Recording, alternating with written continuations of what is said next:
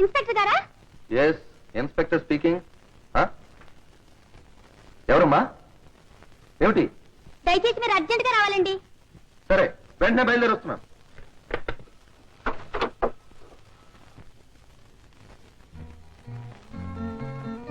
రాధా, లైట్లు ఆడితే సరిపేసుకో.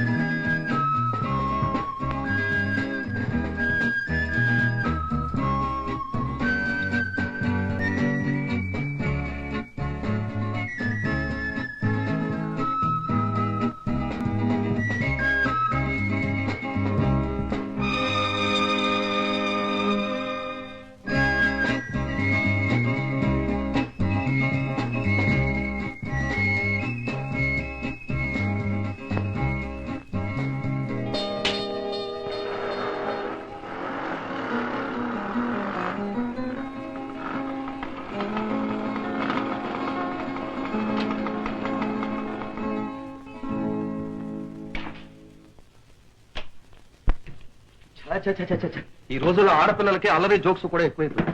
Police department అంటే బొత్తుగా అలసైపోయింది. అమ్మాయి, అబ్బాయి ఎట్లా? ఆ గదిలో నిద్రపోతున్నారు నాన్న.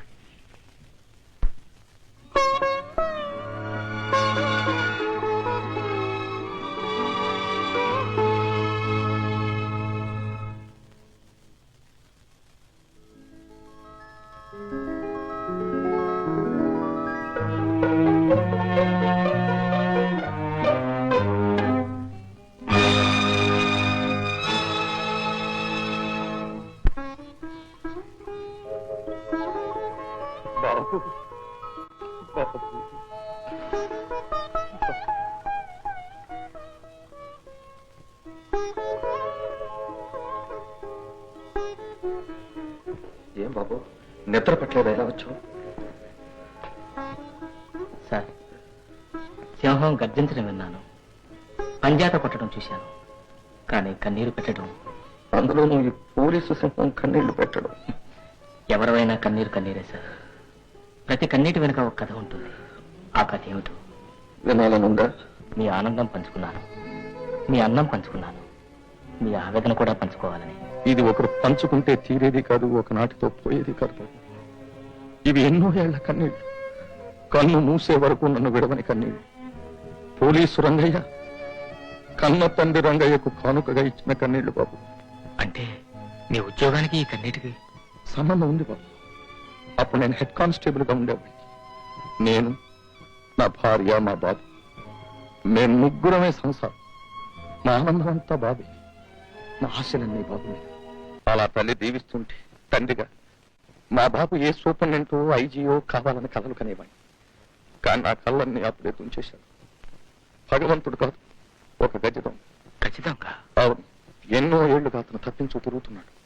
ఎలాగైనా అతన్ని పట్టుకోవాలని మా ప్రయత్నం. ఒకరోజు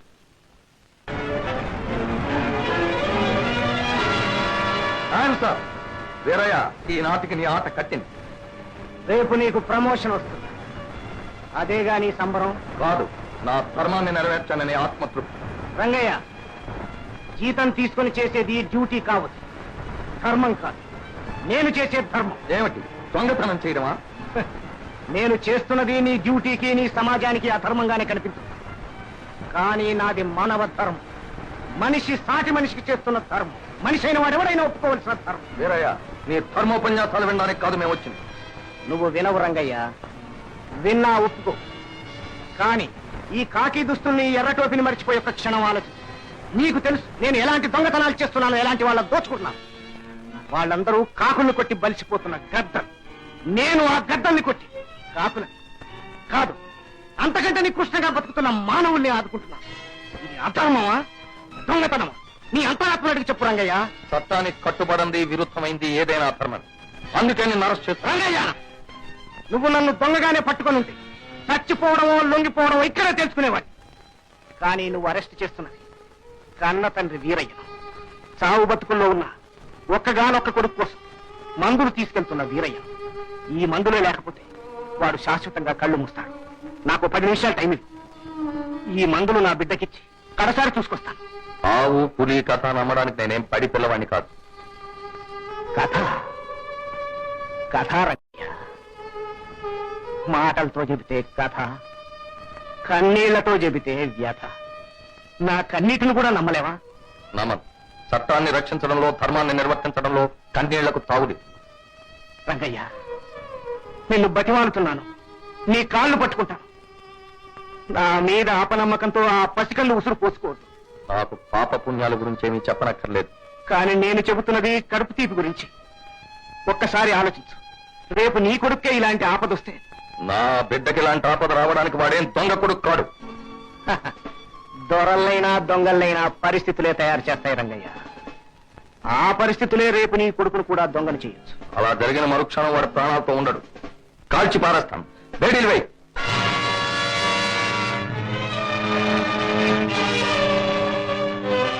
కన్న కొడుకును కూడా కాల్చి పారేస్తావు కదూ.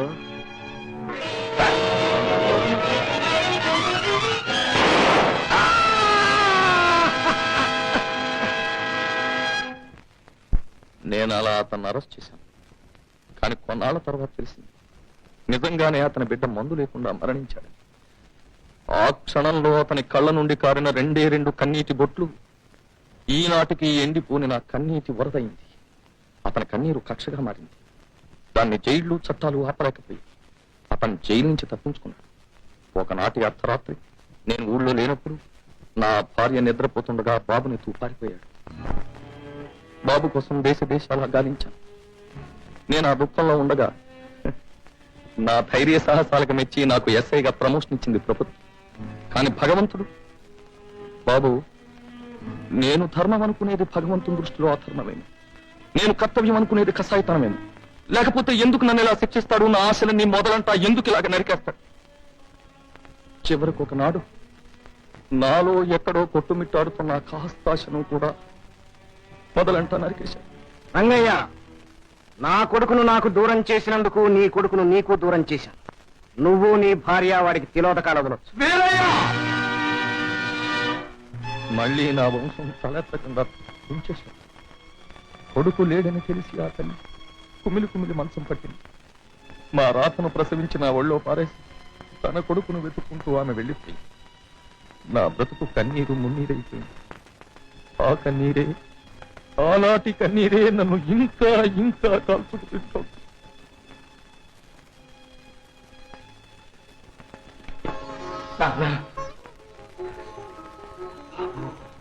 నేనే నాన్న, నీ బాబుని, నీ చిన్న నేనే. చచ్చిపోలేదు, బ్రతికే ఉన్నా నాన్న. బాబు, ఏమిటి నువ్వు అనేది? నువ్వు మా బాబువా, మా చిన్నావా? నిజమా? అవును నాన్న, నేనే నీ చిన్న. నాన్న, చిన్న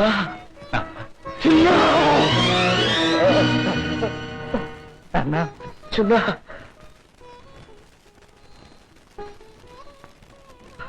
ఆ వీరయ్యకు నీ మీద కనికరం కలిగిందా? అంత కసాయివాడు నీ కన్నీళ్ళ కరిగిపోయాడా? ఆ రాక్షసుడి రాతి గుండెకు కూడా జాలి కలిగిందా? నిన్నెలా విడిచిపెట్టాడు బాబు? వాడు ఎలా విడిచిపెట్టాడు? నాన్న, ఆయన మీరు అనుకున్నట్టు కసాయివాడు కాదు, రాక్షసుడు కాదు. నన్ను ప్రాణానికి ప్రాణంగా ప్రేమించాడు, అల్లారు ముద్దుగా పెంచాడు.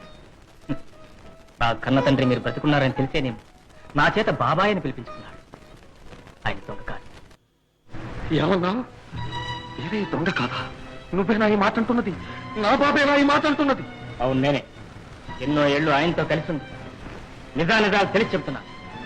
ఆయన దొంగ కాదు. దొరల్లా కనిపించే దొంగలను దోచి పేదలకు పంచిపెట్టే మంచి మనిషి. తమ స్వార్థానికి ఇతరుల ప్రాణాలను సైతం బలి తీసుకునే కిరాతకుణ్ణి నేలమట్టం చేయాలని కంకణం కట్టుకున్న వీరుడు. బాబు, నువ్వు బ్రతకనివ్వను. Come on!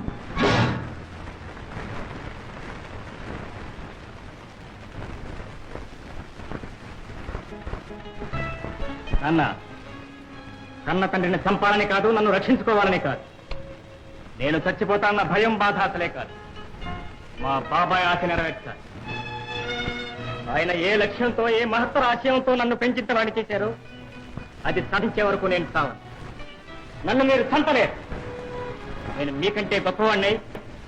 మీరు చేయలేని గొప్ప పనులన్నీ చేసే వరకు బ్రతికే ఉంటాను. వస్తా.